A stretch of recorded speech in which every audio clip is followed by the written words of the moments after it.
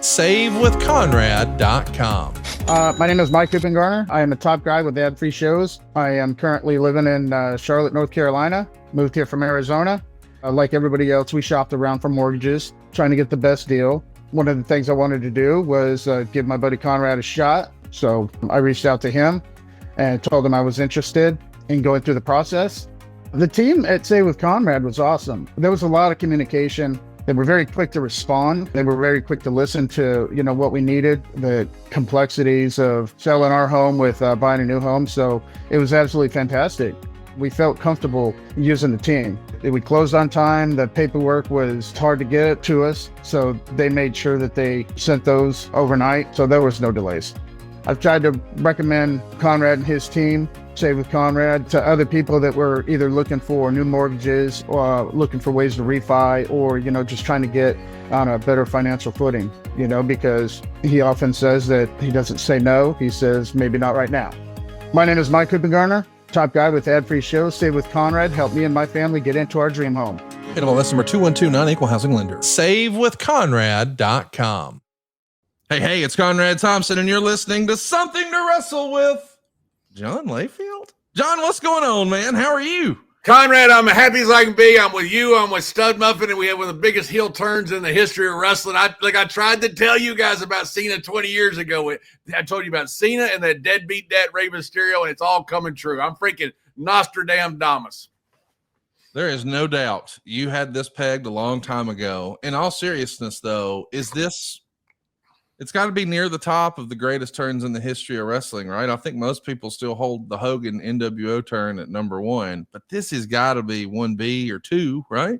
It has to be. Yeah. Hogan's changed the business. I don't know about changed the business. It certainly accelerated the business. It's put us into the Monday Night Wars and the competition that I don't think we'll ever see anything like that again.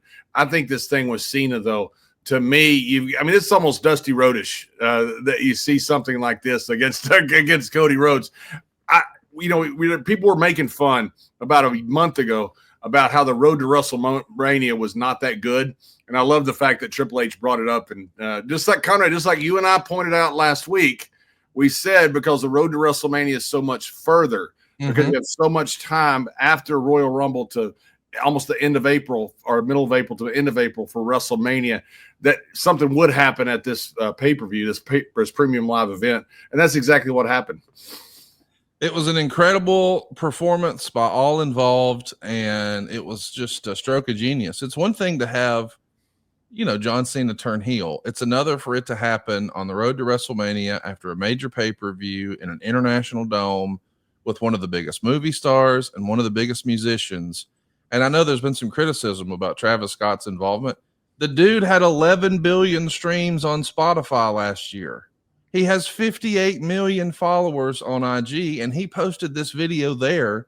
If you're talking about getting impressions out there, getting lapsed fans out there, getting casual people to come check out WWE, I thought this checked all the boxes, dude.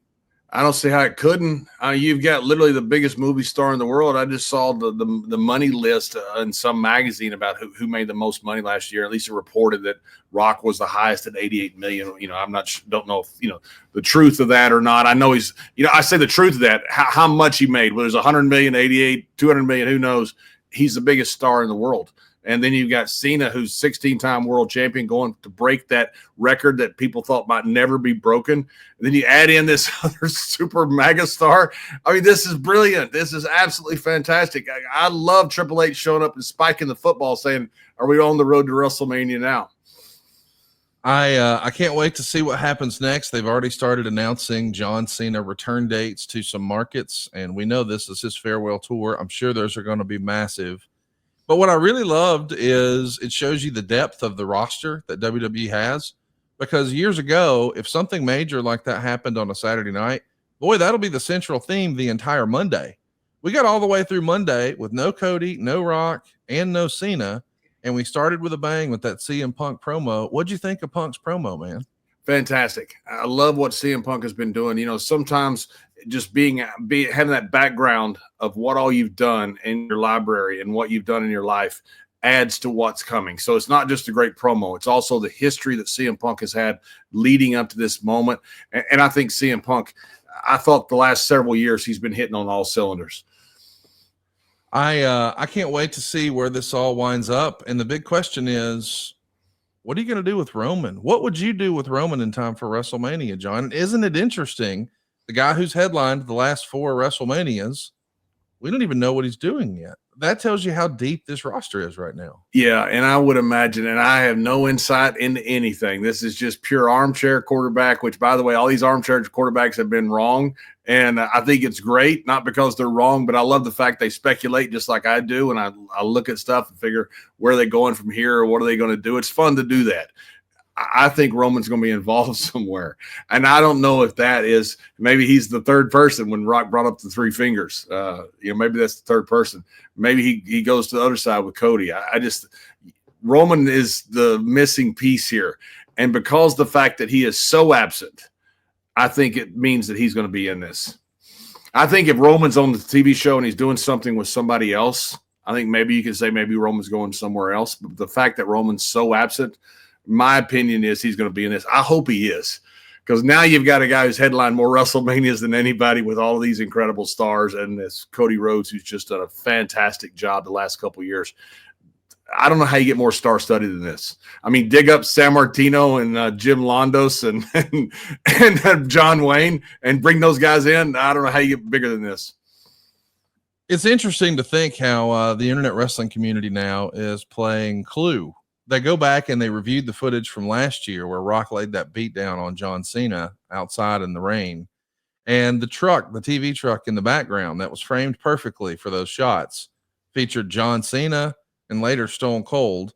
And there's even been speculation, I guess, based on an old interview that Stone Cold did, maybe not too long ago, where he mentioned, hey, WrestleMania is going to be in Nevada, and that's not too far for me. And if Cody needs my help, I'll be there. Like, just those little teases. This is going to be the biggest WrestleMania ever, right, John? No doubt about it. Can you imagine if that glass breaks? I mean, holy shit, that'll be a moment that people will live forever. I mean, I was there at WrestleMania when, as King called it, down in New Orleans, when everybody's chanting yes after Daniel Bryan finally overcomes all the odds put against him. I was there when Dolph cashed in against Alberto. I was there when Seth cashed in against Roman and Brock. I've seen some of these incredible. There's nothing like an incredible moment to see personally, either on TV or live, especially live. But if that glass breaks, holy shit, boys, we've reached a new level. I can't wait to see what they do, and it's going to be interesting to see where all these breadcrumbs lead. I do want to ask you about something that happened, though. There was a comment that Punk threw out in his promo where he mentioned Becky Lynch. And there's been lots of rumor and innuendo that AJ Lee has gotten herself in fantastic shape. I guess she's been posting ab selfies. And I had a wrestling fan friend of mine point out that at least a couple of the ladies on the PLE this past weekend were sitting in the ropes, sort of like AJ did back in the day. Do you think that winds up being a mixed tag? Do you think it winds up being Seth and Becky against AJ and Punk at Mania? I think, to me, I think that would be fantastic. Yes. I don't have anything negative to say about this stuff. People say, why are you so positive? Because I think it's freaking awesome. Yeah. AJ Lee was fantastic. I did a lot of commentary with her. When she did guest commentary, she's a very smart person. She's very good at what she does. She was an incredibly popular person. Her coming back, I think, would be enormous. And I think that'd be a lot of fun to have her and CM against Becky and Seth. I think that'd be a lot of fun to have. Well, I'm sure there's going to be a lot of fun WrestleMania weekend. It's always really a week, because you start with Monday Night Raw, and then you've got all the little ancillary shows along the way. Of course, we're going to see NXT. I'm sure we're going to see Evolve, but there's all these other organizations, independent groups that years ago, it felt like WWE did not like piggybacking their success on WrestleMania. I've heard stories that they would go and get holds on a variety of buildings and just make it darn near impossible for anyone to book near them. They didn't want WrestleCon near Access. They didn't want GCW and Joey Janela's Spring Break near WrestleMania. I get all that. But it feels like there's been a paradigm shift, because we just saw Natty Neidhart is going to make her GCW debut for Bloodsport. It's happening Thursday, April 17th. We've never seen, quote unquote, Natalya outside the confines of WWE, and she is certainly under contract to WWE. But now We're going to get to see, as Bruce would say, Natty with a fresh paint of coat. How pumped are you for this? I think it's great. For one, I love Natty. Absolutely love Natty. Her and TJ, what a wonderful couple of people. But Natty is such a, I was good friends with Jim, her dad, and I lived in close proximity to Jim when we lived together in Europe and worked over there for Otto. I think we were in Bremen. I think we was where he was, Bremen or Hanover. But Jim was there for the whole 6 weeks of whatever that town was. I think it was Bremen. So I've always had a love for Natty because of my love for her dad, Jim. I think it's fantastic. There's never been a better time for guys to make a name for themselves outside of the traditional means. And I think Natty's going to be doing a great job with this. She's kind of got it. I've been seeing her social media. She's got a good concept of what she needs to do as far as a progression. And I think it's very good. If you can't make a name for yourself now, you can't make a name for yourself. I mean, guys who are sitting back and girls sitting back that are waiting on the company to do something for them, you're just missing the boat. There's more opportunity now than I've ever seen in wrestling, and I've been in it for 30 plus years. Well, I can't wait to see what she does. I've been a Natty Neidhart fan for a long time. I felt like she was criminally underrated and underutilized at times in her WWE run. I don't know that anyone would argue that. I mean, she sort of predates the women's revolution. I mean, she was a great women's wrestler even during the Divas era. And it's hard to really show what you can do when you've got 3 minutes, including entrances. I mean, what can we even do with that? So we're going to get to see a new side of Natalya. Not only will she be at Bloodsport, I'm just a big Natty fan, so I'm going to plug it. She's going to the Crockett Cup for the NWA. I can't believe that's a real thing, but she's going to be in GCW in April and the NWA in May. This is a paradigm shift for WWE. And some people are going to say, well, this is in response to the antitrust lawsuit and the MLW settlement, and I'm sure that plays a factor. But I also think this is just a paradigm shift based on the way Vince saw WWE versus the way Triple H sees wrestling. Would you agree with that? I do. Yeah. Vince, now you got to understand, Vince came from a different generation than Triple H and me. Me and Hunter are from the same generation. Vince had it where you had competition and people were trying to put you out of business. So he had to fight Crockett. This wasn't, I know this cup is named after Crockett, but he was literally fighting Crockett for survival. He's getting Piper out of, Starrcade 83, when Crockett put that out, there's 10 or 12 future WWE Hall of Famers on that card. So there was real competition between Vince and Crockett and Vince and all the territories. Vince carried that mindset into the current generation. It's different now. There's not real competition. These guys, they're selling out, but it's a world of difference between selling out a 5,000 seat arena or even a 10,000 seat arena to selling out football stadiums back to back, and what WWE is doing. To me, WWE has found a way to have a bunch of NXTs. Simply, they work with TNA. They work with, it looks like Billy Corgan is who they're working with. Working with all these different groups. They're working with different groups and like Noah, working with AAA. They're doing this and they're able to get a feeder system to come into them. They need so much talent. They have so much content to fill, and I have a feeling their ambitions are bigger than what they currently have. I have a feeling they're going to be setting up different territories in different continents. I don't know that for sure. I just know that Vince had that idea 30 years ago. I used to hear him talk about it all the time. And I think that's probably still the thing to do. I think it makes a lot of sense. They need a lot of talent. They can't grow it all themselves. And if you're growing it all yourself in one place, talent starts to look alike. And so you're able to get talent from different areas. I think it's great what WWE is doing. I can't wait to see what's next. Listen, we don't talk about politics on this show. We're supposed to be an escape from pro wrestling or from real life and just waller in pro wrestling and have some fun. But I do need to mention that since you and I recorded, Linda McMahon was confirmed. She's now officially a part of Trump's cabinet. And this photo that you're looking at right now, if you're watching with us over at somethingtowrestle.com, this looks like it's AI generated. Front and center, but in the background, we see Shane, we see Stephanie, we see Triple H. Is it surreal to you to know that, someone you worked with for a long time and know personally is now in the orbit of the president of the United States? You're 1 degree separated from the president of the United States. That's crazy, isn't it? It's nuts. And I did a lot with Miss McMahon when they did the road show for the IPO, when they first came out for NASDAQ and then for the NYSE. So I worked with her a lot. I was with her, me and her, and then, a couple other people would go to investors and stuff. And I did a lot of those with her. You know, I was the one talent that kind of brought, but because of my financial stuff I was doing, I could bring a little bit more than just a normal talent. But so I have a huge admiration for Miss McMahon. I think she's an incredibly talented lady. I think it makes perfect sense for her to be there. I think she'll do a wonderful job. And by the way, all those people who said that Triple H and Stephanie and Shane and back behind them that they shouldn't do that for political reasons, man, go screw yourself. That's their mother. You know, fuck you. I mean, that you know, you're supporting your family, and you know, no matter what the politics are, I don't care. If that's your mother that's sitting there talking in front of Congress, besides the fact that she's an incredible business person, you got to be there. That's got to be really cool for them to see that, hey, look, this is my mom that's sitting there and she's going to be working with the president. Forget what you think about the president, good, bad, or indifferent. That's really cool. I can't agree with you anymore. I mean, if it's your mom, I'm going to be behind mom no matter what. Oh, absolutely. Absolutely. They're not making a political statement. They're making a family statement. And I thought it was awesome that they were there to support her. I thought it was fantastic. I'm so happy for Mrs. McMahon.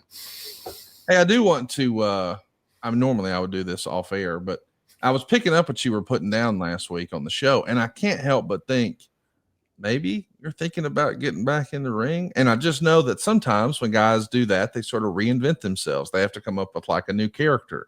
And we've seen Justin Hawk Bradshaw, and we've seen an Acolyte, and we've seen the APA, and we've seen JBL.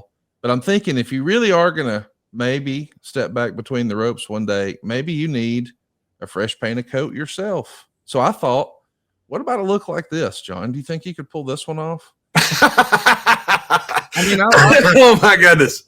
I found this photo of John Paul Levesque, this promo photo from WCW, and I tweeted last night, this look would kill on the indies. And I regret that I didn't just send that directly to you, because if you were to show up in GCW or something like that, dressed like this, buddy, I just think your heat would be next level. Should we get your measurements going, or what do you think? I think we should go to a tailor right now and get this stuff done. The stuff we did when we're trying to make it, me and Hunter and everybody else, you do stuff, you think, this is a really good idea. Then you look back 30 years later and go, what the hell was I thinking? But yes, I would like to work. That'd get heat today. It would. That would get massive heat today. Yes. Yes. Because if you look at it, you go, who would wear that? That's exactly why you do wear it. I mean, what would your gimmick name be? Would it be John Bradshaw Levesque, or what do you think?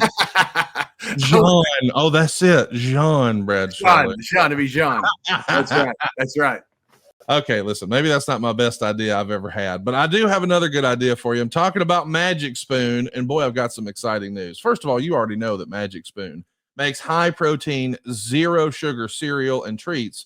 It's just reimagined from your childhood. You can actually taste the nostalgia. It tastes just like what you grew up eating, but without all the sugar and packed with a bunch of protein. But check this out. Magic Spoon has just launched a brand new high protein granola. And true to the Magic Spoon promise, it's packed with protein and it's so crunchy. Magic Spoon's high protein treats are crispy, crunchy, airy, and an easy way to get 12 grams of protein on the go. You've heard me talk about how much I love double chocolate, but you can also check out marshmallow, chocolate peanut butter, that's a Double J favorite, and even dark chocolate. But the brand new granola packs, man, that's 13 grams of protein, plus 0 added sugars. And yes, a variety of delicious flavors. How about dark chocolate almond or honey almond or peanut butter? Get $5 off your next order at magicspoon.com/wrestle, or look for Magic Spoon on Amazon or in your nearest grocery store. That's magicspoon.com/wrestle for $5 off. So, John, our topic today is somebody who's awfully near and dear to your heart, and really just a beloved member of the entire wrestling family, the one and only Jerry Briscoe. I got to hear from you, though. How did you first meet him? Would it have been when you first went to WWE, or did you run across him somehow else? Nope, I never met him before. Now, obviously, I knew exactly who he was. His name precedes, himself everywhere he goes. And I'd never met him. I'd never met J.J. Dillon. But then after the match that I had with Savio Vega in Bethlehem, Pennsylvania, my tryout match, I came back and I remember asking Dutch. I said, because Dutch had walked out with me, I said, how was it? And he goes, well, that doesn't get you a job. I don't know what will. And I went back to the dressing room and nobody said anything. I thought, well, I guess it didn't get me a job. I'm going to WCW. And so I went to take a shower And then comes JJ and Jerry Briscoe and sat there and talked to me while I was buck naked and offered me a job. That's the first time I met him. I don't think I met Jerry before the match. You know, I met Bruce before, but I don't think I met Jerry. He was about the only one watching the match, by the way. Oh, okay. So I don't even know if JJ watched it. I don't know that for sure, but I know Vince did not watch it because Vince was in makeup getting stuff done because he was doing commentary at that point, I believe. And so Vince didn't see it. So Jerry went to Vince and said, "Hey, we got to sign this guy." And Vince said, "Who is it?" And he goes, and he told him the name. Vince had never heard of me. And he said, "Is he that good?" And he goes, "Yeah, but he's going to WCW tomorrow. If we don't sign him, he's going to go down there. We'll never see him again." And that's what Jerry thought, at least. And Vince goes, "Sign him." So that was, Vince had enough belief in Gerald Briscoe to let him sign somebody that Vince had never seen. So that's when Jerry came in, talked to me in the shower, and signed me. I hope every young wrestler who's looking to get signed heard that story. Not enough people in wrestling understand leverage today. That's right. They don't understand leverage at all. And they'll sit there and they'll say, and this is like a PSA, like exactly what you just did to young guys, they'll start to get signed somewhere and they'll quit doing all their other bookings. Dumbest thing in the world. You lose all leverage. You got to have some leverage in negotiation. The little nuggets, if you're really listening to the show every now and again. 100%. That right there is worth make people a lot of freaking money. That advice, a lot of money, their entire life. It'll make them a lot of money. Yes. Hey, so let's talk about the legacy of Gerald Briscoe, because I know that, people who are listening to this know that he was an incredible tag team with his brother, Jack. And obviously Jack was the NWA champion and, they had ownership interest in Georgia. And we're going to talk about all that stuff. But some little nuggets that I don't think he gets enough credit for. Like these days, people talk about, and rightfully so, Colt Cabana in high regard. I mean, he was the guy who really embraced the T-shirt business that ultimately became Pro Wrestling Tees. Mm-hmm. He was the guy who really innovated, for lack of a better word, pro wrestling podcasts. I mean, I know there had been audio streams before in WCW Live and all that sort of thing. But in the modern era, people give a lot of praise to Colt Cabana, and rightfully so. Yep. But once upon a time, we made our money at the merch table a little differently. We didn't have the WWE shop zone and things like that. Tell us about Gerald Briscoe's innovations in that regard. Yeah, I sure will. And I want to go back real quick to the first meeting so I don't forget it, because it's important to at least to my life. Because when I was sitting there and Jerry offered me a deal, he said, "Hey, we want to talk to you." And I'm standing there buck naked in the shower, by the way. So grab my towel and I'm sitting there. I'm talking to him and JJ Dillon, these two legends, that I had just heard of. And of course, JJ seen so much on television, and Jerry too. And he says, "We understand you're going to WCW." And I said, "I am." And he said, "We want to sign you." And I said, "Okay." And Jerry said, "Well, don't go to WCW." And I said, "Okay." And he said, you could tell we're kind of at this standoff. And he said, "Well, how do we know you're not going to WCW?" I said, "How do I know you're going to sign me?" And he said, "I'll give you my handshake." And I'm sitting there, Conrad, and understand, I've worked for years to get to this point. This is the most important decision of my life that I'm going to make. I'm about to make a decision who I go to work for and who I will probably be working for the majority of my life, at least as far as importance for the rest of my life. And I've got to make a judgment. Do I trust this man behind the hand enough to shake his hand and say, "Okay, I'm going to do this," and forego this any type of leverage that I have of anywhere else, and tell WCW I'm not coming? And I sat there for just a couple seconds and I thought, oh my God, I'm not qualified to make this decision. I can't read this man's mind. I don't know him. So I just looked at him and I thought, you know what? There's something about Gerald Briscoe that I trust. And I literally thought that as I sat there and looked at him, I thought there's something about this man I trust. I shook his hand, and it was the best decision that I've ever made. Not only did I go with the right company, no offense to WCW, but with Vince and Jerry there and Bruce, I did so much better, I think, that I probably would have done WCW. But I got a friend for life for Gerald Briscoe for 30-plus years now, and that's been a more blessing than anything I've ever done as far as a career or anything else. So but that moment, though, about realizing if I'm going to shake this hand, I'm making the business decision of my life based upon a person I've never met before. But for some reason, I trusted Gerald Briscoe, and it worked out. I love that story. And then to go on to the merch, Yes. Jerry and Les Thatcher. Jerry went to a concert, and I can't remember which one it was. They're in the Carolinas. It may have been the Rolling Stones or somebody. And they saw, I can't remember. Jerry's told me the story many times. They saw the shirts that were being sold. And so Jerry thought this is a great idea to sell wrestling shirts. Nobody did it at the time. So Jerry and Les Thatcher both invented the wrestling shirt. Jerry has always been a guy. He and his brother Jack both. They're very, very smart people. Jerry's made a ton of money in his life off real estate, off of his body shop, and all of his investments. He's kind of just like this good-natured, fun guy. He's a very smart guy and a very good businessman. That's why Vince loved him so much. He's the only guy, by the way, who out-negotiated Vince. And Vince will tell you that to this day. That I'll tell you the joke in a minute about what Vince has said about 1,000 times that I've heard about it. But Jerry came up with this idea of the T-shirts with Les Thatcher. They would print these T-shirts up and then keep them in an extra bedroom in their closet. I mean, they're not just saying, hey, print some shirts. They did this themselves.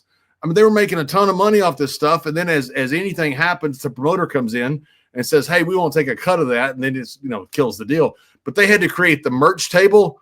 The merch table that you have now, they had no place to sell them. So when they first pitched this idea to Crockett goes, I don't care, sell whatever. So then they realized they don't have a place to sell them. So they created the merch table. They created all this stuff in the arena. These things are selling like hotcakes. And all of a sudden, Crockett and all the promoters go, hey, we want to get our cut, which was actually a huge cut. And so that's when Jerry and them kind of abandoned the whole idea. But they created the whole thing. And for a long time, printed the shirts themselves, stored the shirts themselves, sold the shirts themselves, and did all of this, the whole supply chain completely by themselves. It was really pretty revolutionary what Jerry did. I love hearing you talk about your pal Jerry. I do want to hear, you have somewhere in your notes here for me, Sawyer Brown. There was an incident with Sawyer Brown. What is it with guys on our podcast network and Sawyer Brown, whether it's Bruce or was there for you? Did Bruce have something with Sawyer Brown? Everybody feels like they're talking about Sawyer Brown, and I'm like, I don't even have one Sawyer Brown song on my phone. I couldn't tell you one song that I got to pay more attention. But what happened at Sawyer Brown with you and Mr. Briscoe? Well, first of all, Sawyer Brown's awesome. And they were either in Nashville or Knoxville, and they were going to play on Monday Night Raw or SmackDown or something, whatever it was. And a lot of these groups, when they came in, they would do their sound check. Well, all the boys and girls are out there, going over the matches and stuff like that. So invariably, I mean, these bands are good. Sawyer Brown's awesome. They're sitting there playing their song, doing a sound check. And so all the guys are starting to listen, and sing along, the guys that knew it and they're having a good time. So Sawyer Brown goes through his entire set. It was really cool. It was just for the boys and the crew and people like that. Well, Gerald Briscoe is a huge country music fan. So he's sitting there just listening to Sawyer Brown, bebopping along as Oklahoma people do, whatever they do. I'm not sure. They're different people. They're further down the evolutionary chain. People in Oklahoma most of them are about 1 to 2 generations from all fours. So they're a little further down the evolutionary chain, but he's sitting there bebopping to this music. And I sneak up behind him and I jump him and I pin him between a rail and the floor. And I'm 300 pounds at the time, even though he's a great wrestler. I've got him. He can't move. And Sawyer Brown stops the concert. He goes, folks, we need to stop for a minute. Somebody's getting their ass whooped. And everybody starts laughing. So now I realize I've really screwed up because I've got to get off of him at some point. And when I do, he's going to get me. So I did the manly thing. I took off running and hid from him the rest of the day. So now Bruce, Vince, and Jerry go to that night to a bar, and the DJ announces, hey, folks, we'd love to say the owner of WWE is here, Vince McMahon, Brother Love, Bruce Pritchard, and the man who got his ass whooped by a Texan. So now Jerry, because you can imagine who set that up, our friend Bruce. Oh, yeah. So now Jerry is furious. He's sent off for shoes. He's sent off for shorts. He wants to fight me the next day. He legitimately wants to fight me. And like, for one, he's my boss. And two, he's like this. He's on the all-century Oklahoma State team. So this probably is not going to end well for me because I've tried Jerry many times. It does not end well for me when I try Jerry. It does when I sneak up on him and then run off like a coward. But Jerry had it up on the board, Bradshaw versus Briscoe, all this shit. I'm like, oh, my God. So all day long, I'm just trying to hide from it because I know it's coming. There's no way this is not gonna be good. So finally, Pat calls me into a room. I should have known. I mean, this is like walking into your execution with the Galfinos or somebody, the Godfather. It's just, I walk in this room and there's Jerry, and he's sitting there, and he's sitting right across from me. And I sit down, and he's chewing me out. He's going, John, listen, I'm a shooter. I've got this reputation. You can't do stuff like that to me. I don't realize at the same time, Conrad, only in hindsight, that he's taken off his watch. He's taken off his jewelry. In hindsight, I realize this, but at the time, I don't realize it because he's chewing me out so much. So I said, Mr. Briscoe, I'm sorry, I was just having fun. He goes, we can't just have fun all the time. You got to just. So finally, I said, fuck, Jerry, I'm just having fun. It's not that big a deal. And when I looked down, he jumped me. So there's two chairs. My feet are in the chair, in the thing. And when he jumps me, I look up and I go, oh my God. So I land on my back, and I've still got the chair around my feet. So I think, well, what do? All I can think of is, because I still got this chair on my feet, I spin over and I give him the rear naked choke. And he's got me. And he's got me good. And I'm sitting there and I'm starting to go unconscious. He's going, tap, you Texas pussy. Tap, you Texas pussy. And I'm like, nope, I ain't doing it. By now, all the boys have come in. Now they see me. My face is red as a tomato. And I'm thinking, this guy, he's gonna choke me unconscious. I'm like, I don't really want to do this. So finally I go, okay, I'll tap. And I go, I said, I tap. He goes, nope, you got to tap like you mean it, you Texas pussy. So I'm like, oh, God, no. And I start to look around. The whole room is getting blurry. The whole room is everything's starting to fade. I'm like, he may kill me. So finally I tapped, and he was happy. He pulled me up and hugged me. He goes, that was great. We're friends again. Chris, who's with us live here, part of our live studio audience from adfreeshows.com. He says, when an old man starts taking his watch off, it's time to run. It's time to run. And in hindsight, I realized it. In hindsight, he took his watch off right in front of me. Yes. He had his cheating glasses on. He took those off right in front of me. I'm sitting there because he's bollocking me so bad. I have no idea what he's actually doing. And I'm trying to get out of it. And next thing I know, he's jumped me. And I look back and go, he took his watch and his glasses off right in front of me before he jumped me. How stupid am I? My goodness. You've also got in your notes that you once worked with Barry Windham in Africa. What's going on with that? Yeah, so Jerry used to sit at ringside. This is where, in Kuwait, when he famously double arm suplexed Stone Cold right on the stadium floor. Steve tried to jump him, and he suplexed Steve. I'm like, Jerry, that's our meal ticket. That is our mortgage payments. That's our car payments. You almost killed the hottest name in wrestling, which, by the way, he ran over Tommy Wildfire Rich with a automobile one time with Michael Hayes, which is a felony, and almost killed him too. So there's precedent for this. So guys used to try to mess with Jerry. They thought it was fun. We had nothing else to do on these international tours. So Barry Windham, we're in the ring, and Barry goes, hey, kid, when we get done.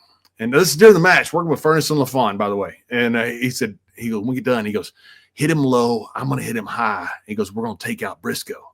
Because, he and Barry Windham and Briscoe stuck a pickup truck in a tree one time. True story. True story. How do you stick a pickup truck in a tree? You miss the stop sign. Okay. Yeah, he had a little red truck, and Barry used to drive a freaking 100 miles an hour everywhere Barry went. And they come up there, and Jerry yells, "You hear Jerry tell a story. It was on his property." He goes, "Stop sign!" And when he did, Barry hit the thing and went up, and they literally stuck a pickup truck in a tree. 100% true. They had to shake the tree to get it down. Yeah, Barry Windham stuck a pickup truck in a tree. You can ask Gerald Briscoe, ask Barry Windham. Yeah. It actually stuck in the tree. Jerry for years had a tree that was broken because obviously it's not supposed to hold up a tree, but it hit the tree, and apparently it was only like 3 or 4 feet above the ground, but because the tree was breaking because the truck had so much weight. And then they shook the tree, and the tree broke. And so Jerry had this tree in his yard that was broke all this time because they put a pickup truck in it. So there's a lot of history between. Hang on. You're going too fast. You got to let me process something. Okay. I'll just yeah, that you're like, well, now obviously the tree wasn't prepared to hold the truck. So that's right. Yeah, they were driving like they did back in the day, 100 miles an hour. Barry Windham could drive a car so freaking fast. It was unbelievable. Barry was Cool Hand Luke, man. People talk about Harley. I'll put Barry Windham up against Harley. Now, that's two great legends. One's great, one's greater. But man, that Barry Windham would drive a car, and he would drive that thing with his foot in the freaking carburetor like he stole it. It was shocking how fast Barry would drive. And so that's what he's doing with the little red pickup truck when they missed the stop sign and landed in a tree. Well, I mean, that's a cartoon, what you just laid out. We got to recreate that with animation or something. Maybe we'll get AI on it. But tell me about the rest of this Africa story. So Barry tells me, because Barry's got this history with Jerry, because I don't think Blackjack knew that he was giving Barry to Satan and Beelzebub, the Briscoe brothers, to ride with. He told the Briscoes, he goes, "Would you take care of my boy Barry?" Well, you give him to freaking Satan to take care of. So it's a wonder Barry's alive now. So Barry was tortured by the Briscoes. Now he loved it. It was fun, but he's this 18-year-old kid, having to drive them and all this stuff and, drink and smiz and all this stuff that the Briscoes do. So there's this history there. He goes, "Kid, hit him low. I'll hit him high." He goes, "We're going to get his ass." So we're like in Joburg or something. There's like quite a big crowd there. We come by him, I act like I'm not doing anything, walking the dressing room, and all of a sudden I hit Jerry low and I got his legs, but I don't try to take him down because I expect Barry Windham to clean his clock. So I got his legs wrapped up. Now it's perfect for Windham just to knock him over like a freaking 10 pin in bowling, And I look and I see Barry is walking to the dressing room. He had double crossed me. And I'm like, "Oh no. I've got hold of a Briscoe in front of a live crowd. There's nobody to pull this man off of me." And now I'm stuck. And that Briscoe got on my back. He got my nose. He'd clip your nose where you couldn't breathe and put his hand over your mouth where you couldn't breathe. So you're like dying. I mean, you're literally suffocating to death. And then he'd ride you. So after this match, you've got this guy in a suit down there that a lot of people knew, a lot of people didn't. A lot of people just saw this guy in a suit stretching Bradshaw. You're like, why is the fan beating up Bradshaw? So Briscoe stretched me pretty good, and nobody came to help me. No, not a soul. They thought it was so funny. Then he comes back to the dressing room and he goes, "You want to go round two?" I said, "Yeah, with Windham, not with you." You have a note in here, and I actually know a little bit about this one, but I don't know that we've ever told the story. But your note in here says the time Briscoe died in Iowa. So this is a couple years ago. I was there, but didn't see this happen, but I heard about it, and it was the talk of Iowa that day. Tell us what really happened. So I'm sitting with Jerry. We're in the bar there at the Hall of Fame, the Waterloo, Iowa Hall of Fame, which does wonderful, wonderful work. You've done a lot with Conrad, and Jerry is the head of the board and does wonderful stuff there. Jerry's on the head of the board of the Hall of Fame. He's done stuff for Native kids all over Oklahoma. Jerry does wonderful things. But he's sitting there with me in the bar, and he looks at me. He says, "Call 911. I'm having a stroke." And I looked at him, and as soon as I looked at him, because that's so strange to hear somebody say that, you think he's joking or something, you don't know why he said it. You don't think it's legit. But as he says it, his eyes roll back in his head, and he falls off the chair. And Tony Gurria's wife or girlfriend, whatever Marcia was there. She grabbed him. She's a nurse, and I grabbed him too. And he's, soaked, covered in sweat, and he's unresponsive, completely unresponsive. James Beard was right there with us. I said, "James, call 911." And James started laughing. Then he looked and was like, "Oh my God." So he called 911. The ambulance gets there in minutes. Of course, there's nothing to do in Iowa. Birds fly upside down in Iowa because there's nothing worth shitting on. So there's nothing to do there's nothing to do in Iowa. So the ambulance probably just driving around, with a bunch of teenage kids drinking or something. Oh my God. So the ambulance is there in like minutes. And Jerry is still not responsive. Conrad, I thought we had lost him or we're losing him. I thought this is it. And they put him on the gurney. There's fans everywhere in the bar, and they put him on the gurney. He's still not responsive. And I lean over to him, and he has not been responsive. His eyes roll back in his head. I said, "Mr. Briscoe, don't you die in Iowa. You know how embarrassing that would be." And he kicks out like the Undertaker, and he looks up and goes, "No shit." And all the guys on the gurney are like, "What does that mean?" They go, "Your state sucks. I'm sorry," but at least he revived him. He literally kicked out and goes, "No shit." So the next year we go back, fans were around. They'd come up to Jerry and would tell him, say, "I heard Bradshaw say that." And you kick out and say, "No shit." And that's when he kicked out. because he didn't want to die in Iowa. I don't blame him. Oh, what a fucking story. I hope he's feeling better, but maybe he needs to try some Factor. And if you're ready to optimize your nutrition this year, Factor has chef-made gourmet meals that make eating well easy. They're dietitian approved and ready to heat and eat in just 2 minutes, so you can fuel right and feel great no matter what life throws at you. By the way, Factor arrives fresh and fully prepared. It's perfect for any active, busy lifestyle. Did you know you could lose up to 8 pounds in 8 weeks with Factor's keto meals? This is based on randomized clinical trials, and with it all happened with Factor Keto. Now, of course, your results will vary based on your diet and exercise.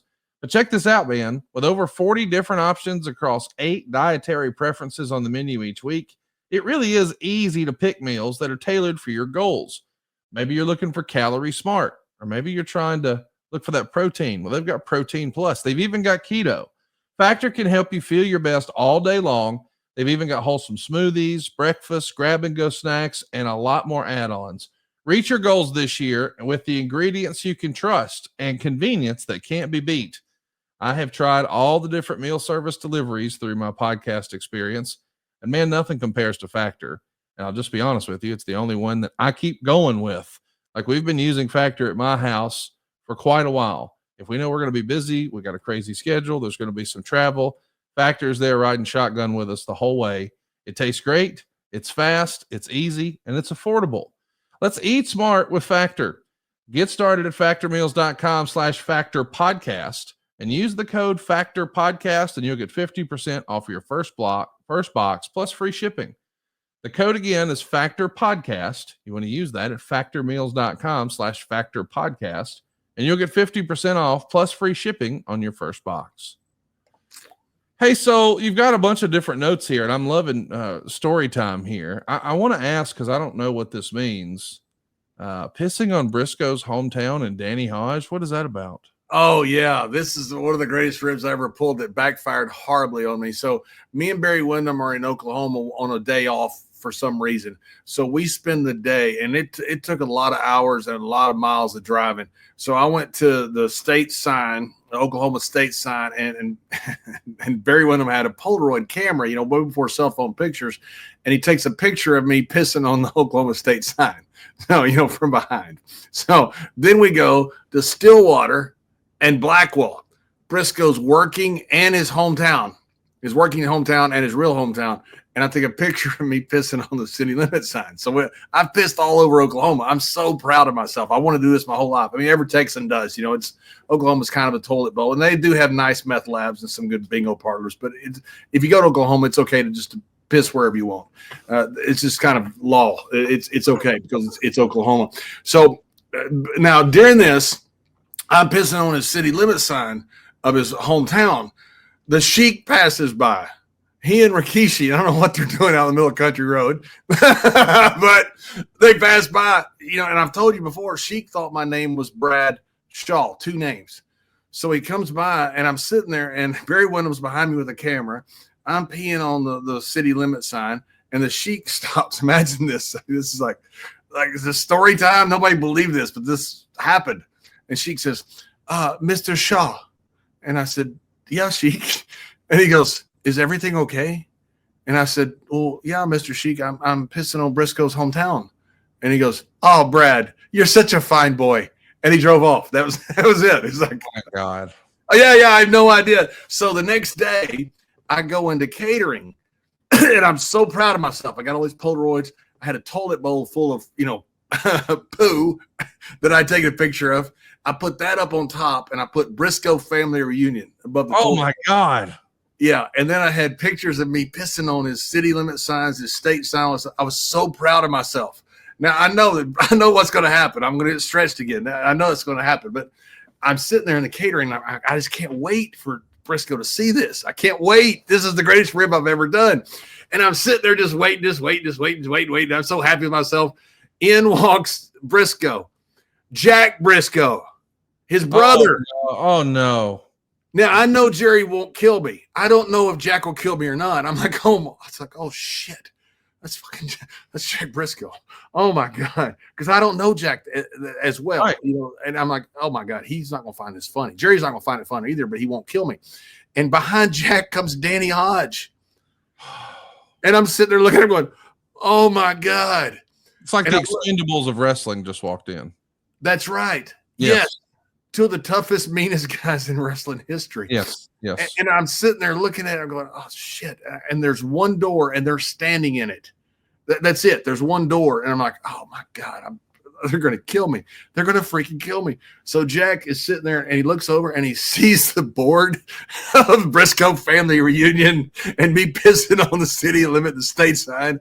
And I'm like, oh my God. So I'm trying, and Barry Windham's not in the picture. It's just me. So I'm trying to like sneak out of the catering, and Danny Hodge sees it. And now Danny like steps and blocks my way out. And I'm like, oh shit. Oh shit. This is like the Alamo. I'm dead. I mean, this is it. I'm like, hey, what are all these Briscoes doing here? What are all these Mexicans doing here in Texas? I don't know. It's probably not going to end too well for me in the Alamo. And Danny, Mr. Hodge, says, oh yeah, that's real funny. And Mr. Hodge, I don't know who did that. And he grabbed my hand. And I knew right then I was screwed. He grabbed my elbow with those speaking vice grip hands that he has that are so legendary. He had me on my knees. I was begging him to let me up. And then he hurt me so bad that I could not work out for probably 2 to 3 months. I thought he broke my elbow. That's how bad it was. Yeah. My ribs spectacularly backfired on me. I just want to recap. We started this story where you talked about taping a picture of a toilet bowl after it had been used. You taped that up in catering. Yes. I love wrestling. You were the third nasty boy. I mean, The problem was freaking Danny Hodge and Jack Briscoe showed up. It is amazing just how many stories we hear about wrestling, and we say this all the time, that involve poop. What a shitty business. Yeah. Hey, I got to ask you a question. I've heard a story, and this can't be true. I believe it for Gerald Briscoe, but is it true that maybe Briscoe convinced Bruce, or maybe Bruce convinced Briscoe because he knew he'd protect him, that they both put on amateur wrestling headgear and went looking for Kurt Angle once? That's not real, is it? It's 100% real. And I saw them about 1 or 2 o'clock in the morning. I don't know. It was late and I'd been drinking too, but I hear them out in the hall. I mean, you can hear them a mile away. And I open up the door and there's Mr. Briscoe and Bruce, and they're in amateur headgear, and they're both so drunk they're holding themselves up, and they're walking down the hall. And I'm like standing at the door because I'm going to close it and deadbolt it because I don't know what they're doing, but it's not whatever it is. They're up to no good. I know that. I said, what are you guys doing? And they go, we're looking for Kurt Angle. We're going to stretch him. And I said, guys, out of all the ideas you've had in your life, this is probably the worst one. I said, this does not end well. I said, I don't know if you know much about Kurt, but he like beat everybody on the planet, like 8 billion people. I said, I really don't think you should find him. They're going, okay. And then they like come at me and I deadbolt the door and lock it. So close the door and deadbolt it. So, and then they found Kurt and it didn't end well. Yeah, I can't imagine it would. That's right out of the book of bad ideas right there. It's like on the book of bad ideas. That's like on the cover. Like yes. We're gonna put headgear on and we're gonna go wake up Kurt Angle in the middle of the night and try and jump him. That's one of the worst ideas in the history of mankind. Hey, another maybe not so great idea. You have a story about Eddie Graham's plane and Gerald Briscoe. What can you tell us about that? The fire. Is this real? There was a fire on Eddie Graham? Yeah. Rocky Johnson jumped out of the plane.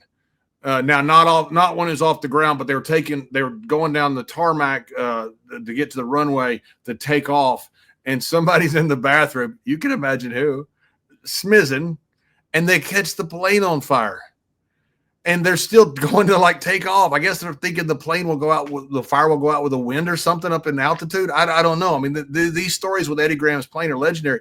Rocky Johnson jumped out of a moving plane because he said they thought the plane would blow up.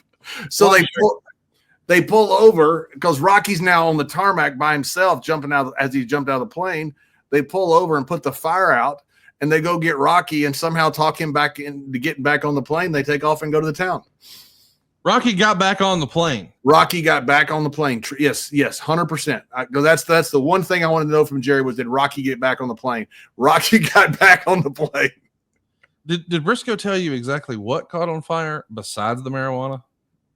No, the bathroom was something in the bathroom had caught on fire, and I think Toilet paper or something like that. I would think toilet paper or something, or they went to throw something down the toilet and something. Oh shit! If they threw it lit, wow, that could be crazy. And the plane apparently was smoking pretty bad, and Rocky sees all the smoke, and all he can think of is this plane's going to blow up, as you see in the movies. And so he opens up the door and jumps out the door as they're going down the tarmac to get on the runway to take off. And so once Rocky jumps out, now they can't leave because they're leaving Rocky behind. So they have to stop and go back and get Rocky. Then I guess secondary, they put out the fire. You think you'd put out the fire first. Then they put out the fire and they get Rocky. Rocky apparently agrees and gets back on the plane, and they go to the next town. I'm not trying to prompt you to do it. I'm asking a yes or no question. Do you have a Briscoe impression? No, not very well. No, not very well. Because I really wish Bruce was here right now to channel his Briscoe impression and to kindly have Mr. Briscoe notify Eddie Graham as he's piloting the plane. Mr. Graham, there may or may not be a fire. And the idea that Graham like, the fucking wind will put it out. Let's just go. Like, what?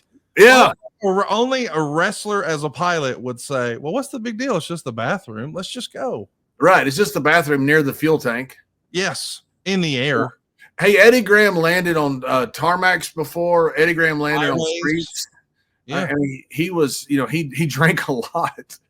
And so I remember asking Jerry one time, I said, that not scary? I said, the drunkest he's ever been. He goes, yeah. He goes, Terry Funk was up there as a co-pilot. He was drunk too. I said, can Terry even fly a plane? He goes, well, no. I said, so he's not the co-pilot. He may be in the co-pilot's chair, but he's not the co-pilot because he can't fly. So yeah, they would literally get on a plane with a guy who was drunk and had landed all over the place. And one time they were flying out over the Gulf. They made a mistake. They're flying the wrong direction, and Jerry and some guys corrected him. And Eddie turned around and went back to Tampa. He was literally like flying to Cuba. Oh man, what a crazy character. I think we're going to learn a little bit about him in an upcoming episode of Dark Side of the Ring. So we'll stay tuned for that.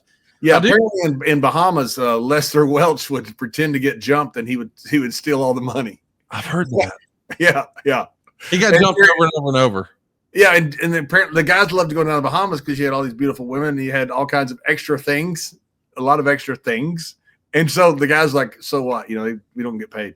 I love you for that. Extra things. Extra things.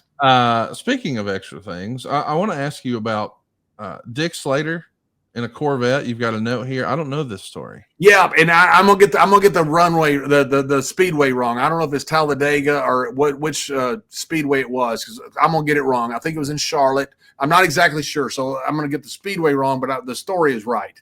So Dick Slater had this real fancy car, real fast, like like a Porsche or a Corvette or something, real freaking fast. Back then guys would drive, as fast as cars would go. And Slater was crazy. So he's driving with Jerry, and he finally goes by the speedway, and he sees a gate open. And Jerry goes, "Don't you dare." And he goes, "This is my chance. I've always wanted to run on that speedway." So it's like at night, they're drunk as they can be. They get on the speedway, take a lap on the speedway as fast as the car will go. A police car is behind them on the speedway, chasing them around the speedway at night. So they got Briscoe and Dick Slater, and the cop chase them around. When Slater gets back to where he came through, he just heads off the speedway, goes right out the exit, right out the road, and the cop loses the cop. Oh, gosh, these stories are just legendary. It's a wonder that some of these guys are even alive. I do want to ask you, you've told us very early when we started talking on the podcast, a lot of stories about Black Bart. Did Black Bart ever have any interaction with Jerry Briscoe? Oh my goodness. You got to hear Black Bart. I wish I could had Black Bart here. I wish Black Bart was still alive, because I love Bart, and he's one of those guys I miss. I wish Mark was here to tell a story, because Mark would always sit there, those glasses, halfway down his nose. He'd sit there, that trash can, around, and he'd sit there and he'd push up his glasses like that. He goes, let me tell you something. He goes, let me tell you something. You long, tall drink of shit. That's what he always called me. I think he loved me. And he goes, I rode the Briscoes. And he goes, they gave me a daggum joint the size of my thumb. And he goes, it wasn't to pass. It was just for me. And they gave me a case of beer to put in my lap. And he goes, it wasn't to share. It was just for me. He said, I got so messed up, he's throwing up at the event. Yeah. Oh, yeah. The Briscoes car was legendary about what they did in the car. I got this old picture somewhere. I think I sent it to Stud Muffin, that Jimmy Garvin had just won the Leader of the Pack shirt. And he got this picture with Jerry and Jack in their cowboy hats. The shirt's covered in blood, because the way to get the Leader of the Pack shirt was Jerry and Jack would pull the car over, and you would challenge somebody to a fight, and you'd fight on the side of the road to see who gets to wear the shirt. So Jimmy Garvin had just won it that day, and there's blood all over the shirt, and he's sitting there having a beer with the Briscoe brothers. My gosh. Yeah, think about that. You're driving along at 1 o'clock in the morning, and all of a sudden you see the Briscoes and Jimmy Garvin, a bunch of guys, and they're out fighting in a bar ditch, and it's all over a T-shirt. You mentioned Terry Funk earlier. Do you have any Terry Funk stories over in Japan? Oh, yeah. They terrorized a sleepy fishing village one time. So Terry and Jerry were stuck somewhere on a little island somewhere, and it was a fishing village, and they go by this wreck yard, and they see these motorcycles. And, Jerry knows all about mechanics. He ran the body shop. And Terry Funk says, you think we can get those motorcycles to run? They said, yeah. So they paid, whatever it was, $20 for them, whatever it was. But they had no muffler. So when they come back from the wrestling show, they drive those, they get a bunch of booze and drive around on those motorcycles all over the fishing village all night until the next morning, when they'd finally decided to go to bed. Well, finally, the police got called. The mafia got called.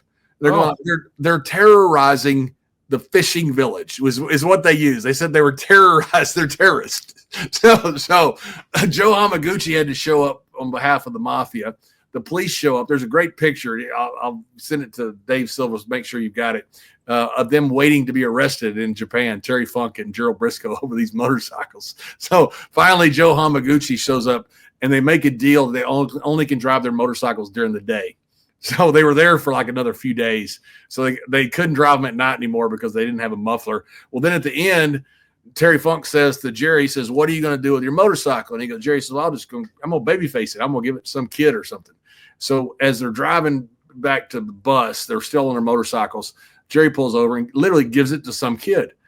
He says, Terry, what are you going to do? He goes, I'm going to drive mine into the ocean. So Terry Funk, being Terry Funk, tries to drive his bike off of a dock into the ocean. He's going to hop off the bike at the last minute and let the bike go into the ocean. Well, Terry misjudges, and he and the bike go stumbling down the dock together. Terry's all bunged up. The bike's all wrecked on the dock, and that's how they leave it. These stories in Japan are wild. I do have a particular pretty famous story I want to ask you about over in Japan. But first, I want to tell everybody about ConradsGuy.com. If you're a small business owner, this is a real life hack to your business. I grew my mortgage business through advertising on television and radio, and then I realized, hey, the world's changing. How do I get some ads on these streaming services? How do I do SEO? What's up with pay-per-click? I need to get going on targeted display. I don't even know what that means, but I keep reading about it. So I consulted with my radio and TV sales reps. They were glad to take my order. They were glad to take my money. They delivered 0 results. I was frustrated and thought it couldn't work. And then I met Eric Nichols at Envision Marketing, and now he's Conrad's guy, and he can be your guy too. Go right now to ConradsGuy.com if you're a small business owner and you're looking to grow your business through SEO or pay-per-click or targeted display, maybe streaming video on Hulu or YouTube or even Amazon. If you're doing any of that or think your business needs to, ConradsGuy.com can help. Eric's going to take a look, and these guys have decades of experience, but most importantly, I trust they're staying on top of technology and they're optimizing my campaigns. We've always heard this word, the algorithm. Well, these guys are actually monitoring that. It's their full-time job. It's their real life business. You and I have different business to tend to, so I just use an expert. He is my expert. I'm talking about Eric Nichols at Envision Marketing Consultants. Go right now, see how he can help you. Trust me, it's worth a little bit of time, because even if Eric can't help your company, he'll just tell you you're on the right track. That's real peace of mind. But what if he can help? He helped me too. He helped me have a better understanding of the space and what I was buying.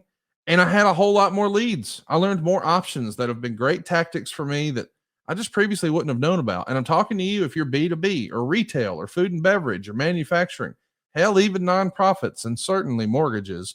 If you're ready to really take your business to the next level, as much as I hate saying that, I just didn't know how these algorithms change, and I couldn't keep it on track. I couldn't keep up with it. Envision has done that for me, and they can do it for you. Go right now to conradsguy.com and let's get started making some more money together. Hey, let's talk a little bit about this famous story over in Japan. I don't know if this is true or not, but allegedly, once upon a time, the NWA and their world championship was the most highly regarded title in the entire world. This is before Vince McMahon that we know took over. This is way back when, before Hulk Hogan, before WrestleMania, before the national expansion. Whoever was NWA champion was king, and they really liked that over in Japan. And allegedly, Giant Baba had a different way about winning the NWA title. Have you heard this? Yeah, I've heard it many times. It's an incredible story, and it goes to the thing. Sometimes things are lost because the Briscoes were so crazy. I mean, they really were nuts.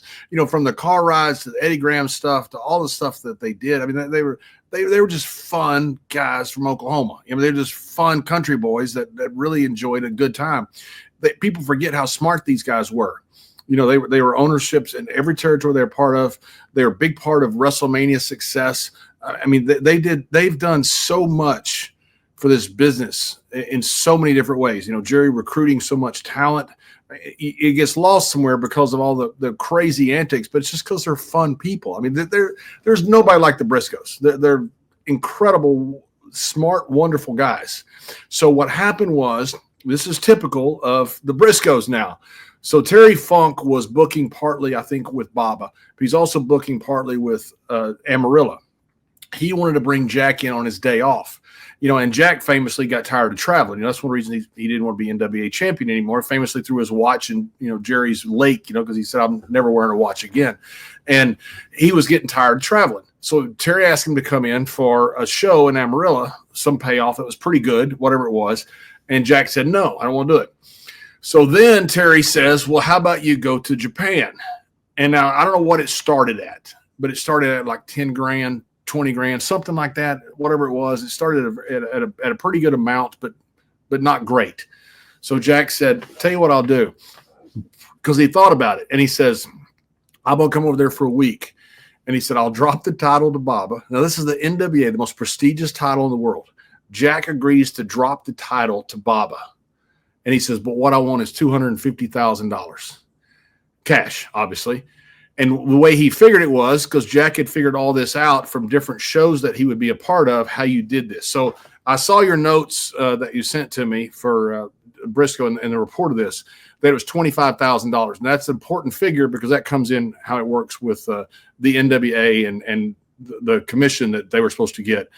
That was only for the last match. That wasn't for the tour. Jack negotiated the whole tour. So Jerry goes over there with him. And Jack goes out, drops the title to Baba. This is a very forgotten part of wrestling history. Drops the title to Baba, comes back, gets the title back. Jack ends up with $250,000. Now, back, nowadays, if you travel more than $10,000 internationally, you have to declare it. It's a hassle. They had $250,000. They literally taped $250,000 to themselves underneath their pants, underneath their shirts. My God. Got on a plane with $250,000 taped to them and landed in Hawaii. Back then, most of the flights would land in Hawaii before they go on. And that's why the Hawaiian territory was so big, by the way, because guys would stop there for a few days and have a little vacation and work for Peter Maivia. And so they stopped there. And that's when they went in the bathroom and took out $250,000 and realized they were in the free on this. So, yeah, Jack basically sold the title for a week for $250,000. Now, he cleared it, by the way. This is what's lost in this. People talk about how mad the NWA was. They were mad, but not about this. Jack cleared this with them. Jack cleared it with Eddie, cleared it with everybody. Going to go over there, drop it, get it back. Don't worry about it. The thing was, this was Jack. Jack wants the title back. He's going to get it. This is not, they used to famously send guys over. Flair has told the story. They'd send Jack Briscoe or somebody else, or, Billy Robinson or somebody over with Flair because they were worried somebody might take the title off of Flair. But now it wasn't just Rick. A lot of times with guys, they would send an extra over there, a shooter, to make sure that the Japanese did business and didn't try to take a title off somebody, because this is just coming out of the real screw job days where guys would take titles off people just because they could and because it was political. So Jack is a different animal. They know he's not going to lose the title. They know nobody's going to be able to take it off of him if he doesn't want them to take it off of him. So they were fine with this. But the problem came when the NWA said, okay, we need our booking fee, and Jack sent them the portion of the $25,000. And they said, wait a minute, you owe us off the $250,000. And Jack said, no, I don't. I owe you off the title match. He goes, I didn't have the title during that whole week when I was making money. So Jack had figured this out. He gets there, he drops the title, and he has all these matches. There's no commission coming off those because he's not the NWA champion. Wow. And then he gives them the money off the $25,000 that when he won it back. Jack's correct on this, by the way. And screw those guys taking a booking fee. I get it. But that was the problem. That was the heat, was over money. It wasn't over Jack dropping the title. They had no problem with that because they knew Jack was going to get it back. They had problem with the money because Jack gave him the commission off the title match and not off the whole week. I just want to put this in perspective. This happened in December of 74, this title switch. So $250,000 in December $74 today in 2025 is over $1.5 million. Right. And they had it taped to them going through customs. Back then you didn't get checked nothing. Back then you go into customs in Japan and they literally would point to things like they'd point to heroin and you'd shake your head no. You'd point to weed and you'd shake your head no. That was what customs was back then. So they knew they could get out. And so, that's why they still, you don't want to put it in your bag. So they had it all taped to them. Just as a business guy, I can't help but ask, how the hell was Baba going to be able to monetize that? Like, I just think about in today's dollars, if some indie guy, some indie promoter, whoever became the the WWE champion for a week, is that really going to represent 1.5 million of a return? Yep, that's a great question. And it's the same thing I asked Jerry, and the answer is yes. So they made it. Jerry thinks, because he was there for all of it, he thinks they broke even on the tour. Believe it or not, I mean, they were selling out arenas. This is Jack Briscoe and Baba. So he believes that they made money on the tour. But whether they did or not, he's in a fight with Inoki. This is right when Inoki and Baba are splitting, or at least either right after or right before, but it's all where Baba needs to make a name for himself. He needs that NWA title badly. It was worth $250,000 to him, $1.5 million in today's dollars, to just write a check, even if you lose it, just for the prestige of having held that title. But according to Jerry, he believes they made money off the tour. Jack was a huge draw, especially in Japan. That's amazing.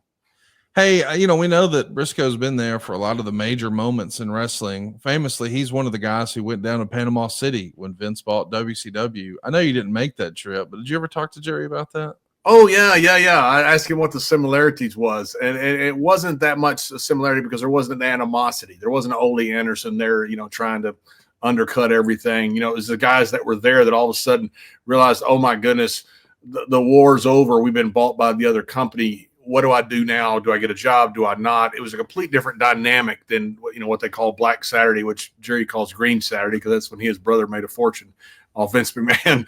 And which, by the way, my Hall of Fame speech when I inducted the Briscoes, the biggest pop I got was I said all this stuff about the white man being mean to the Native Americans, and I said the red man got him back when he sold Georgia Championship Wrestling to Vincent Kennedy McMahon. And not many people in the arena understood it, but I could hear Vince howling from the back when I said that. Vince, which is the only person that I was actually saying it for, was him and the Briscoes. But it was a complete different dynamic from the Black Saturday, as they call it, to the Panama when WCW was bought by WWE. We should talk about Black Saturday because anytime somebody brings that phrase up to Jerry, he always corrects it and calls it Green Saturday. Yeah. as I've heard the story, or I guess I read about the story, Briscoe was calling Vince McMahon to check on the health of a mutual friend of theirs. I believe it was Roddy, wasn't it? Maybe that makes sense. I think it was. I was check on Roddy. I think it was Roddy. I'm not sure. I can't remember, but yeah, he was calling to check. Somebody had just gotten hurt. And Vince asks sort of discreetly, "Can you talk?" And allegedly Briscoe says something like, "Kinda." So Vince gets right to the point because Briscoe's in a room full of wrestlers, and maybe he doesn't want everyone to hear what he's saying to Vince McMahon. But allegedly, Vince says, "What's He the called? I'm going to cut you off. He called from Crockett's office, from what I understand. Well, you tell me the story. You clearly heard it. Apparently, he called from Crockett's office. He just wanted to find out. I think it was Roddy. I think it was Hot Rod, and he wanted to find out how he was. And when he called Vince right away, he had apparently had in mind. When Vince was taking over the world, he was buying up everything, assets. So he was buying up talent, which everybody talks about. But he's also buying up TV contracts. He bought USA Network, out from underneath Joe Blanchard. And he wants this TBS network. He wants the national television. So Vince is buying up the assets that will get him to the next level, not just talent, because Vince's key in a lot of this was two things. Obviously, great talent, but other places had great talent. But he had the best production in the world with Kevin Dunn, who's second generation guy, and he had the better infrastructure as far as everything that went with the infrastructure, which is how the Briscoes played into effect. So Jack calls to check on it, and all of a sudden Vince says, "Hey, you want to talk?" And Jack did, because what I understand from Jerry telling me is that when they lost Piper, that's when he knew the war was over. It wasn't, obviously Hogan, that was more with Vern, and there was a lot of things that going on around, different talent. But he said, when we lost Piper, we knew the war was over. He said, not a doubt in our mind. And he said, we were looking to get out. And so that's when they started to figure out how to get out. They had 25% ownership of Georgia Championship Wrestling, my understanding. Ole had 10. Then you had Barnett, some others that, could equate to 90% of the ownership wanted to sell. It was only Ole Anderson was the sole holdout. But that's probably because he was skimming money. Oh, you think Ole was skimming? Yeah, I do. Yeah. Yeah, and I say skimming. I think he was skimming legally. I think he was getting paid extra money. I say skimming. I probably shouldn't use that word because people are going to take that one word and extrapolate it into something that I don't mean. He was getting a big dividend, and that was one of the problems that Jerry and Jack had, was the big dividend that Ole was getting as the president. Ole was taking care of Ole, is what Ole was doing. So while it may not have been illegal, he was taking a pretty good chunk of change. Ole didn't want his gravy train to end, is what I believe. Man, what a crazy story. Of course, we know that Briscoe became one of Vince's right-hand men. And, and by the way, that when Jerry and Jack sold this, they met with Vince up somewhere up in Airport Lounge, up in Newark or wherever. LaGuardia, right? Maybe LaGuardia, yeah. Airport Lounge. Arranged the deal. But now Jerry and Jack shopped this to everybody. They got a lot of heat over this. Eddie Graham had heat, I believe, until he passed away with the Briscoes of this. But they shopped this. They shopped it with everybody. So guys, listen, they've got Piper. Vince is going to win this. Let's get out of this, make some money, and we're done. We can always do something else if we want to. Nobody wanted to buy it. Ole was the one that was blocking a lot of this stuff. And so it wasn't like they just all of a sudden sold it out from under anybody. They had to have 90% of the people that said it was okay, of shareholders, to do this. That's a huge freaking amount. That's not like they're the only ones that did this. They were 25% owners. They couldn't have done this by themselves. But they did this the right way. And then, famously, people heard it alleged. It was not alleged. It was true. Ole put a hit on them, a couple hits. So the Briscoes were wrestling somewhere up north, and the Road Warriors came up to them and said, "Hey, by the way, Ole offered us $5,000 to hurt you guys." And apparently Buzz Sawyer was the only one who said he was going to take it. And I think Buzz got his opportunity with the Briscoes and didn't try to take it. But the Road Warriors came up to him and said, "Hey, man, just want to let you know, here's what Ole did. And he's put a bounty on you guys, $5,000, which in my opinion, look, Ole's a tough guy. This is one of the most chicken shit things I've ever heard in business or wrestling, anything. You want to collect the bounty, go collect it yourself. Shut the locker room door and see what you can do. Don't hire somebody. It's just absolute chicken shit what Ole Anderson did. Jerry forgave him. Jerry went up and shook his hand at an appearance, before Ole passed away, but that's Jerry. Man, what a wild story. Yeah, and there was a report. Now, this is unsubstantiated, okay? The Briscoes were told this, but don't know if this is true or not, or just Ole bragging, that he put a mafia hit on him also. That is completely unsubstantiated, but that was reported at the time, that they told Jerry and Jack, hey, there's been a legit mafia hit put on you. Don't know if that's true or not. I don't know if Jerry knows if that's true or not, but the $5,000 bounty, that's 100% true. They even wrestled Buzz Sawyer a few weeks later when Buzz said he was going to collect the bounty, and Buzz didn't try. He was all talk. Tough guy, but Buzz was a tough guy, but he wasn't a Briscoe. That's a different level tough.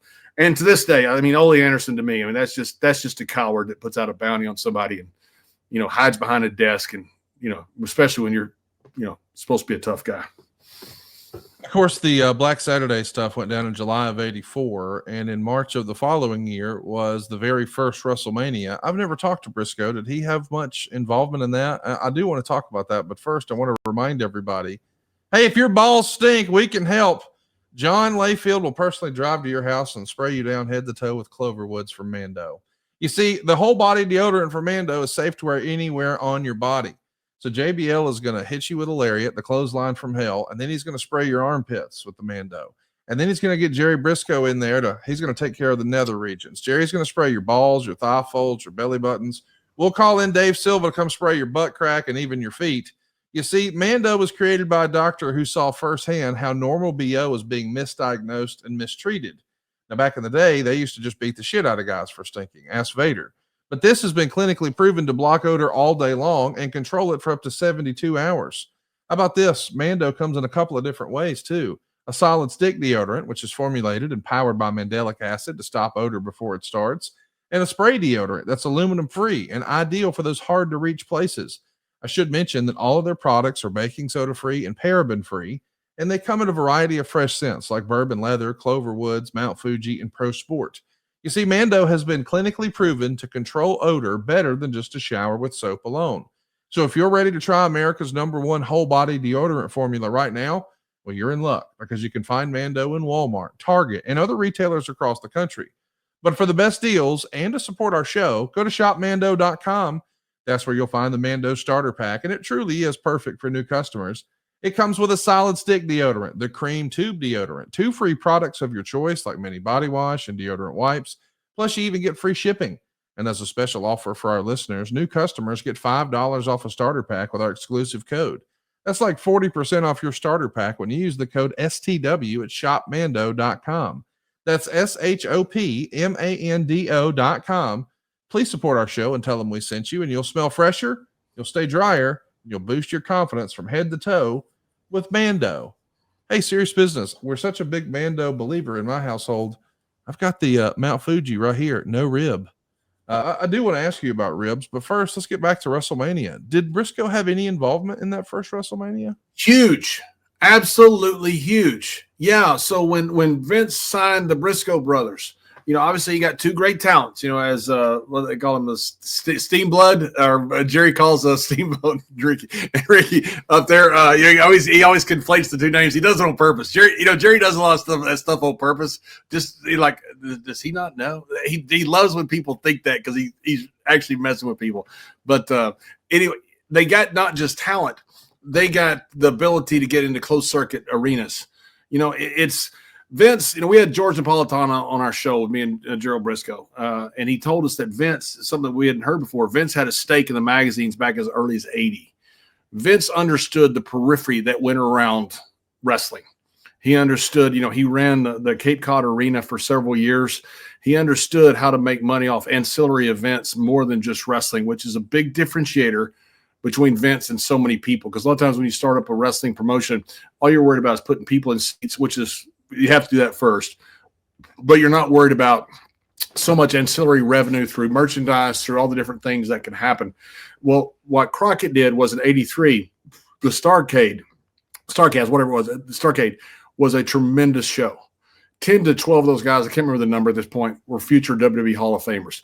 Vince poached most of that card. But the one thing that Crockett didn't have was the infrastructure to make money off closed circuit. So even though he had a great product, he had incredible talent, as much as in up north in WWE, he didn't have the ability to make money, not big money. The Briscoes, because they had done so much in the territories, knew all of these towns, knew all of these territories, knew all of the arenas. So Jerry got WWE in all of these closed circuit arenas all over from Florida all the way up to Detroit. That was a huge part of WrestleMania's success. Jerry tells me that Vince would be calling him all during WrestleMania.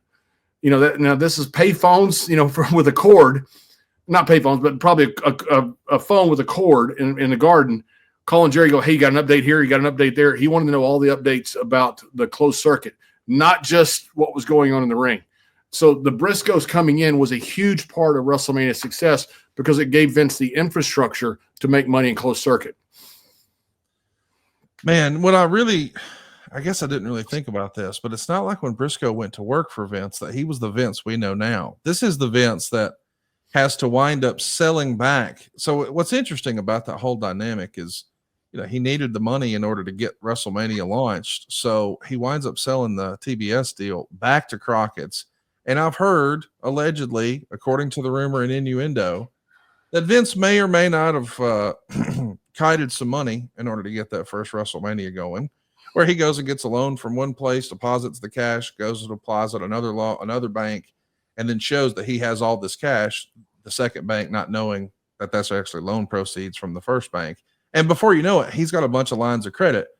I guess the narrative that's out there, we've all heard, is, boy, if WrestleMania flopped, we were done for. That's the real truth. I mean, there's no other way to say it. He was over leveraged, and if this doesn't work, he's back in the mobile home trying to figure it out, right?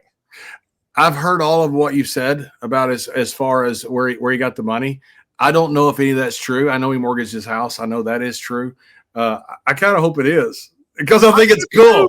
I do too. I think it's awesome.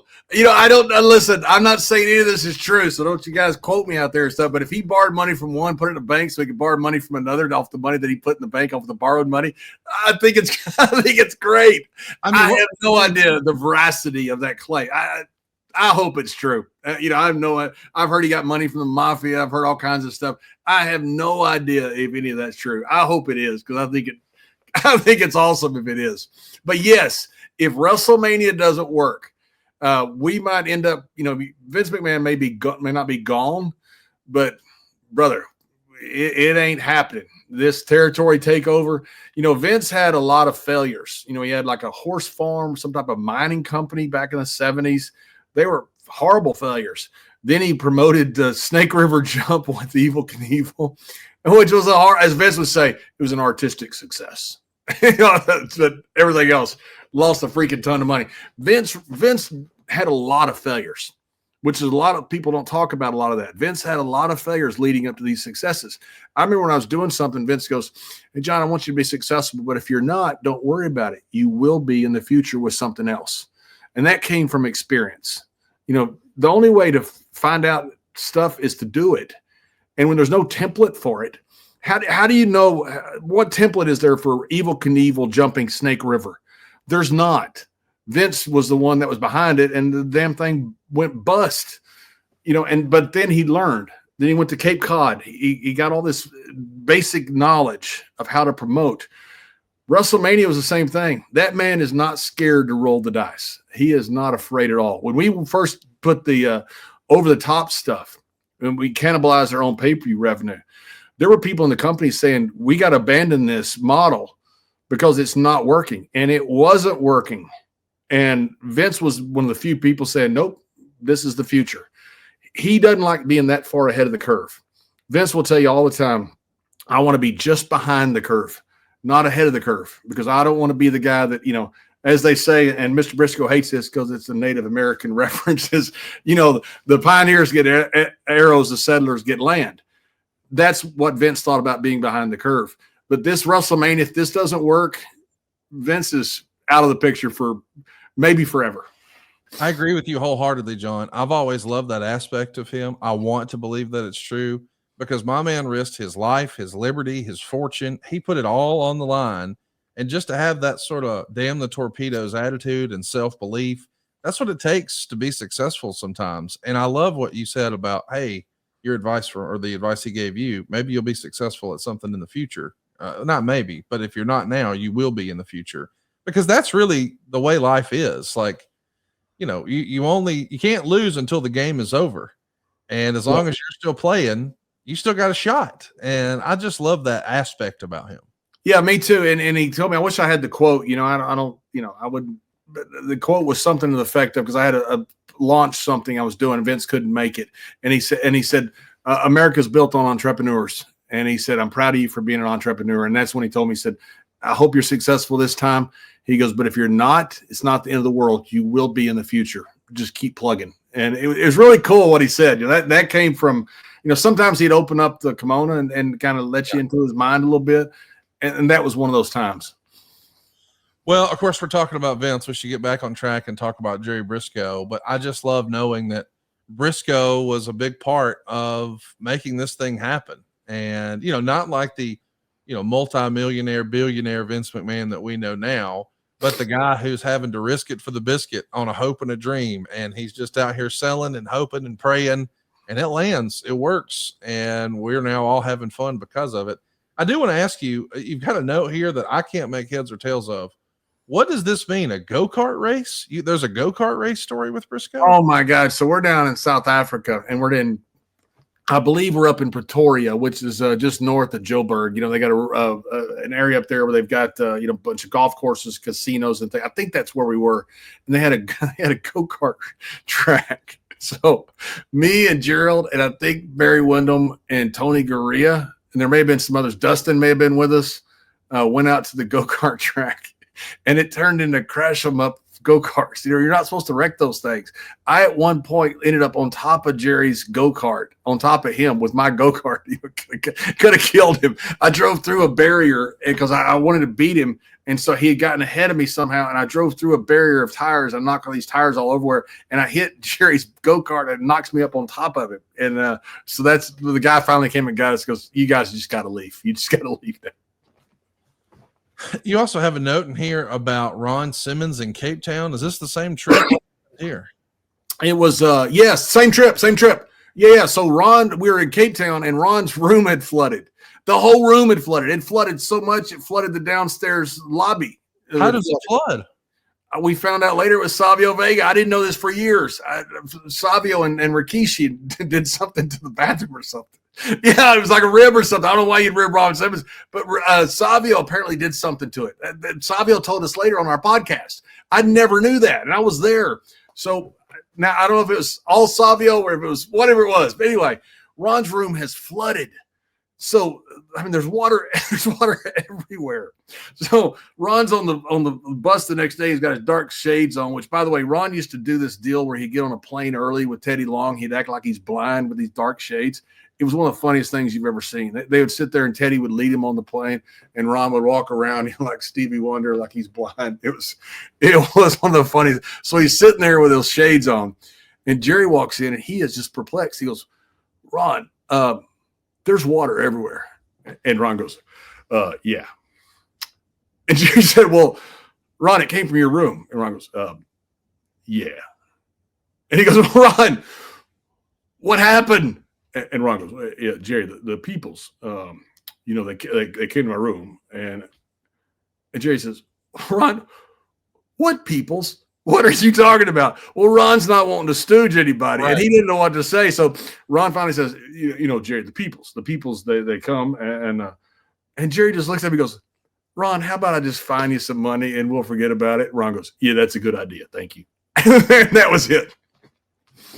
I have a feeling Ron didn't have to pay that fine. I guarantee he didn't. Yeah.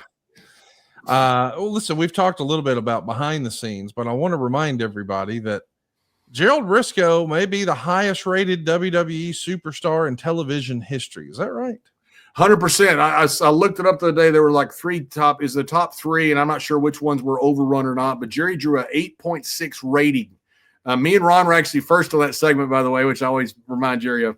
But yeah, so think about this. Jerry was one of the biggest drawing tag teams and singles wrestlers of all time. He's done all this stuff. He helped with WrestleMania. He sold Georgia Championship Wrestling. He's done all these things in wrestling. And then years after his prime, he goes back with Pat Patterson and forms the Stooges.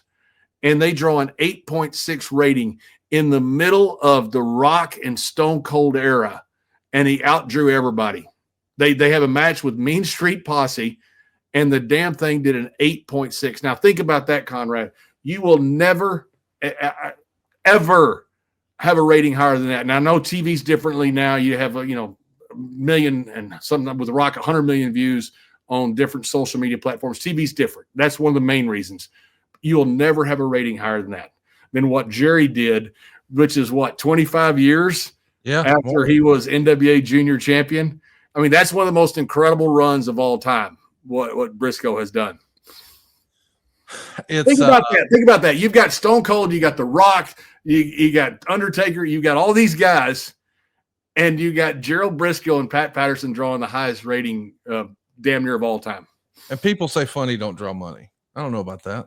Entertaining draws money. I agree with you. If it's entertaining, it doesn't matter if it's funny or mean or whatever else. If it's entertaining, it draws money. Well, once upon a time, guys worried about drawing heat in the backstage area. And you have a note here about George Steele. We know that not only was he a fabulous performer in front of the camera, but he was also an agent behind the scenes. And I imagine that whatever story you're about to drop on me is not about his in-ring days, but I can't wait. So we're in Europe. It's when that great picture was taken, which is the one thing I regret. I regret leaving the Montreal Screwjob early, and I regret not being in that picture because I was on the bus that day. And they were sitting in the back. And, I don't know if this was a time where drug testing, or I don't know. A lot of guys had a bunch of weed, and a lot of guys let smoke the weed, and one thing that, one mistake they made was they banned the weed and the guys got on pills, which was, now, which is something in hindsight they shouldn't have done. But George was a guy that we were worried about that might tell somebody. Briscoe is not one of those guys we're worried about is going to tell somebody. Briscoe, you understand, we had a crazy roster. I mean, these guys were nuts and big guys, insane. They got away with murder because they're famous. They did crazy, crazy things. They got away with all kinds of things that, that normal people wouldn't get away with. They knew that. They knew they had a license to do whatever they wanted. Only a couple guys could really handle these guys. Now, they all respected the agents, so it wasn't like they ran over the agents. But Jack Lanza and Gerald Briscoe were the two guys that Vince knew that he could send on anything, and Jack and Jerry would take care of things. So they're all the boys are sitting in the back, and they've all got a bunch of Smiths from somewhere, and everybody's got one. Now, me and Ron are not Smithers, so we got our beer. And Undertaker says, "All right, guys, listen. Nobody hits it until George Steele hits it," because we were worried George might tell on him. So they come to the back, and the guys are all just kind of sitting there like minding their own business. Like that's what they're doing, like, on a bus. And so somebody, I don't know if it's Taker or somebody else said, "Hey, George, would you like some of this?" Now, nobody has opened up nothing. Nobody's smoking nothing. And George looked at it and he goes, "It's been years. I don't know about that." He goes, I don't know. I don't know. Maybe just one. So George, he went to had like a Coke can, with the weed in it as a pipe. So George, when he hits the lighter to hit it, and as soon as he hit it, it looked like a Cheech and Chong concert. About 15 joints popped up. The whole bus was full of weed. Everybody's sitting there waiting. Everybody's got it in their hand. As soon as George hits it, they're hitting it. That's so great. Well, listen, you were hitting it hard for us today. We had a lot of fun talking about your old pal, Jerry Briscoe. And if you can't get enough of John talking about Jerry, what if you listen to John talk to Jerry? It's Stories with Briscoe and Bradshaw. It's available everywhere you enjoy podcasts. You can check them out on YouTube, Spotify, or Apple Podcasts. They've got hundreds of episodes. They've talked to a who's who of professional wrestling. And that's what you get on that show. More stories like you heard today. So what are you waiting for? Go hit the subscribe button and check these fellers out. It's Stories with Briscoe and Bradshaw. John, we're recording on a Thursday morning, so we're a few days before the rest of the world is going to hear this. So at that point, SmackDown's in the rearview mirror, and, well, there's an AEW pay-per-view, and I'm sure I'm missing some other stuff that's going to happen. What are you headed to do this weekend? What's on your agenda next? I'm going to Lexington, Kentucky with Ron. It's some Comic Con or whatever that is in Lexington, Kentucky. Whatever that is, it's a big deal. It's a huge Comic Con there. Be with Ron Friday and Saturday, and then I'm going to Cincinnati for a wrestling event in Cincinnati. I'm looking forward to it. So I got a busy schedule. I just got a surprise booking for the following week. But these two bookings have been announced, so I'm going to go close on somebody. Hopefully, hit a leprechaun with a trash can. I saw you post a picture with D'Lo the other day. Where'd you run into D'Lo? In Europe at For the Love of Wrestling at Manchester. Yeah. I just had my first conversation ever with D'Lo. I've shook his hand once at a TNA show years ago, but he was working and I was there for a meeting and we didn't get to chop it up. But what a great guy he was. Yeah. And we had a whole conversation that's going to be published over at adfreeshows.com. It's one of the more emotional interviews we've ever done. I mean, I just absolutely loved it. I want to encourage everybody listening to this to check it out. I was happy to see that photo of you with D'Lo, but I was also noticing, man, you were swimming in your clothes a little bit. Are you getting in ring shape? Are you getting that shoulder warmed up? What's going on? I've got the amateur wrestling mat out here in my garage with the suplex dummy me and Jerry called Bruce. So yeah, I've been working out pretty hard, and so trying to get in shape. And I do have some plans. Absolutely, 100%. Hopefully, you'll see all those plans within 2 months. Well, I'm looking forward. Can't wait. And I want to keep everybody abreast that we're still working on Layfield lures. We actually see Dave in the QC who says, I need to buy some Layfield lures. Take my money. We got to come up with a plan here, John. We got to get these lures in the hands of the people. I'd love to. They're great fishing lures, and plus they're homage to my uncle. So yeah, I'd love to figure out a way to get them out. I've certainly got a ton of them. Want to give a shout out to Coach Rosie. He and his team made it to the state championship this weekend. I hope they do really, really well this weekend. And hey, I'd love for you guys to check us out over at adfreeshows.com if you haven't already. You get bonus episodes each and every month from all my different podcasts. In fact, there's over 100,000 hours of bonus content, including exclusive series you can't get anywhere else. Conversations with Downtown Bruno about behind the scenes of the WWF he's never told. Sam Adonis teaches us all about Lucha Libre, and it's always been something I was interested in, but I didn't really speak the language, so I didn't really understand it. But I'm learning a lot more and having a blast doing it. Tully Vision is a big part of what we do on adfreeshows.com. We've got Tully Blanchard talking about some of his more iconic moments in his career. We're also picking the brains of Mike Chioda and Nick Patrick each and every week on the Monday mailbag. You get to ask those questions. We throw you guys the keys to the show, and you're in control. We're also going through page by page, day by day with David Crockett in a series called The Book. We broke down every single show from 1985. Now we're in the process of doing 1986.